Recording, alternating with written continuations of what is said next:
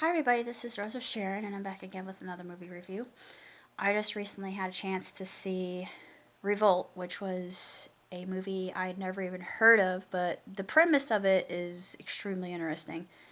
It reminds me quite a bit of Elysium and Mad Max and Book of Eli, although it doesn't really have any trace of the religious aspect that Book of Eli did. This is an excellent film. It's post-apocalyptic, and it's a cautionary tale, much like Transcendence is. And the fact that technology was what brought the droids, or these mechanical creatures, to Earth, and the only thing that exists now is barren, and there's really what seems to be a hopeless kind of environment, but despite all that, they go on. And I think that this is actually filmed in Kenya. At one point, I thought Australia, but no, it's it's Kenya because they have the Sahara, and the Sahara is absolutely a prime locale for this film to take place, as well as just this destroyed, dilapidated kind of area. But as far as films are concerned, this one gets my highest grade just because it ends kind of on a bittersweet note, but there is hope. It's kind of like with Wall-E. If you've seen Wall-E, it's similar to that, but I'm not going to tell you how it differs because that would ruin a whole plot point. I'm not really sure what else to say about the film other than it's expertly executed. The characters are very engaging. It's a scenario that I hope to God never happens, but it could, given our proclivity to use technology as a clutch or a crutch rather than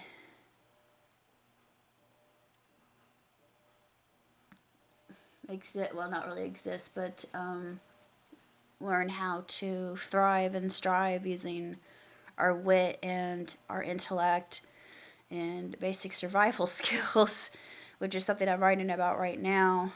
And it's another tale where technology has basically destroyed mankind. But, excuse me. Other than that, I think the movie deserves 2 thumbs up, 5 stars hands down, and all the accolades that any film could ever receive.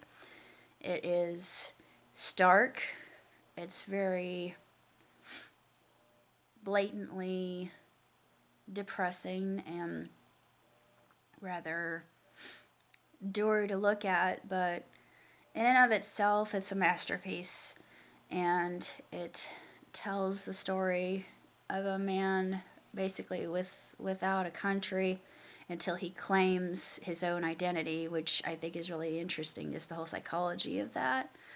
Despite the fact that he has fragments of his past that replay for him in his memory, but he doesn't really recall. He doesn't have any idea why he is where he is or what the purpose is. All these questions make absolutely zero sense to him, and that's what makes his character all the more intriguing, I think. It's very reminiscent of Cloud from Final Fantasy, I think. I mean, only the fact that Cloud himself is basically a soldier that was manufactured, but just to make it more digestible and easier to easier to describe, because all the Final Fantasies do not have simplistic plots. Let me just put it that way.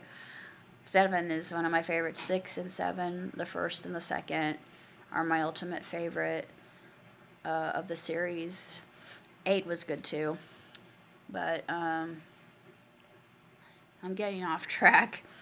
Anyways, I don't really have a lot to say other than I do have a cold. I'm getting over the cold. It's Not a good time to have a cold, but it's on its way out, so I'm on the mend, and hopefully I won't be looked at as a pariah, because I don't want that. That's the last thing I need. I like being around people, and I want to help people out as much as I possibly can, but this too shall pass. But that's basically all I have to say about ReVolt, so until next time, live long and prosper. Ciao, tutti.